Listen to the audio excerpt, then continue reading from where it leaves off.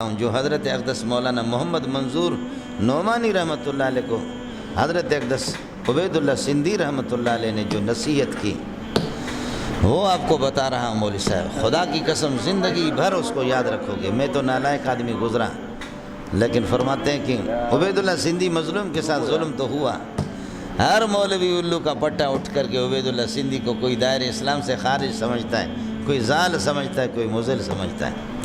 جو بھی انگریز کے خلاف جو اٹھتا ہے اس کو سب پاگل کہتے ہیں، جیسے کہ آج بھی سارے آپ کے ملک کے خنزیر وہ دانشور بنے ہوئے اور طالبان دنیا سے ناواقف ہیں، یہ کسی کام کے بھی نہیں ہے۔ طالبان شیر، چاہے اللہ آپ کا بھلا کریے کہ کھائے تب بھی شیر ہے، بھوک سے مرے تب بھی شیر ہے۔ طالبان ہر صورت میں شیر سمجھ۔ جہاز میں سوار ہو رہا ہے ان کا چیف، اللہ آپ کا بھلا کرے، فوج کا، اور یہ کہ جہاز میں جا رہے ہیں اور کھانے کا ٹائم آ گیا، پیاز لے کر کے روٹی اس کے ساتھ کھا رہا ہے، سمجھتا۔ ابھی جو ساتھی حج پہ جو ساتھی گئے ہوئے تھے، بہت سے حاجیوں نے بتایا کہ سعودی حکومت نے دبر پہ زور لگائے، ایڑی چوٹی کی، طالبان کو خصوصی پروٹوکول دیے ان کے وزیروں کو، تمہارے لیے خاص یہ کہ ایئر کنڈیشن رہائش منی میں، مزدلفہ میں۔ کہتے ایک طالبان کا ایک وزیر بھی وہاں گیا نہیں۔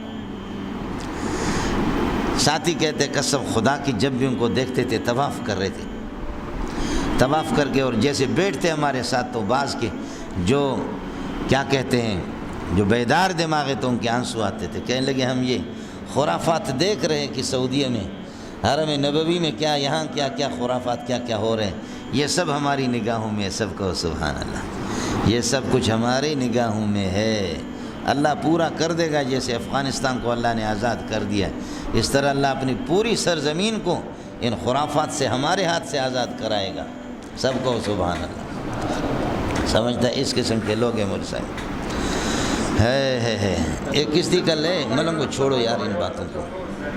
مولانا عبید اللہ سندھی کی بات آپ کو کہ عبید اللہ سندھی مولانا منظور نعمانی رحمۃ اللہ علیہ فرماتے کہ میں نے جلسے میں 3 دن آپ کے ساتھ رہا، رات کو 11-12 بجے تک جلسہ ہوتا تھا، اس کے بعد جب ہم آتے تھے ایک کمرے میں ہمارے لیے پلنگ اور گدے رکھے تھے، گدوں پر سوتے، لائٹ بند کر دیتے۔ مولانا عبید اللہ سندھی آہستہ آہستہ آدھا پونا گھنٹے کے بعد اس گدے سے نیچے آ کر فرش پہ سوتا تھا، آدھا پونا گھنٹے کے بعد نیچے، پہلے گدے پلنگ پر سو گئے، میں بھی سو گیا ساتھ، میرا وہ پلنگ ہے ان کا یہ ہے، آہستہ آہستہ اس کو دیکھا، آدھا پونا گھنٹے کے بعد نیچے آ کر کے سو گئے۔ پھر آدھی رات کو گھنٹہ 1.5 گھنٹے 2 گھنٹے کے بعد، اچھا دوسری بات یہ ہے کہ سوتے تو پاؤں پھیلاتے نہیں، سکڑ کر کے سو جاتے، 2۔ تیسرا یہ ہے کہ رات کے آخری حصے میں اٹھ کر کے وضو بنا کر کے تہجد پڑھ کر کے روتے تھے۔ 3 راتیں میں نے دیکھی۔ آخر میں جب جدا ہو رہے تھے میں نے کہا کہ سندھی صاحب، لوگ تو آپ کو ضال اور مضل اور گمراہ قرار دیتے ہیں، آپ کے بارے میں سنا تھا، لیکن آپ کے علم کا اعتراف، لیکن یہاں سب کچھ اس کا الٹ ہے۔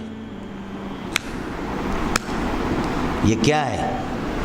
اللہ واسطے مجھے نصیحت کرو اور اپنی قابلیت کے راز بتا دو کہ یہ کیا ہے، یہ علم کہاں سے؟ فرمایا کہ منظور صاحب ایک مسئلہ یاد رکھ لینا، اپنی راز کی بات مولویوں کو کبھی نہیں دینا۔ ہمیں جب بھی انگریز کے خلاف جہادی پروگرام ہم نے بنایا، ہمیں ذلیل کیا، مولویوں نے ذلیل کیا، ایجنسیوں کے اعلی کار بنے، پیسے لے کر کے منافقوں نے ہمیں منافقت کر کے، مولویوں نے ہمیں ایسا غداری کی۔ اپنے راز کی بات ہر ایک کو بتانا نہیں، خاص طور پر مولویوں سے خیال کرنا، تمہارے جنس میں ہو کر شامل ہو کر تمہیں دیکھو دیں گے۔ ایک دوسرا مسئلہ فرمایا کہ منظور صاحب تہجد کا اہتمام کرنا، اس کے بغیر جو کہتا ہے کہ ولی اللہ ہے پکا دجال، جھوٹا ہے، ولی اللہ بن نہیں سکتا بغیر تہجد کی۔ 2 سمجھتا ہے۔ تیسرا منظور آپ کو بتا دوں، میں شاہ ولی اللہ کے اسرار اور رموز کے علم کا حافظ ہوں، منطق و معقولات کا بھی حافظ ہوں، لیکن میں نے قرآن پاک میں 50 سال محنت کی ہے، میری محنت کا مرکز قرآن رہا ہے، میری محنت کا مرکز قرآن رہا ہے۔ جو کچھ علم آپ کو محسوس ہو رہا ہے، جو دیکھ رہے ہیں، یہ سارا قرآن کی برکت ہے۔ یہ بات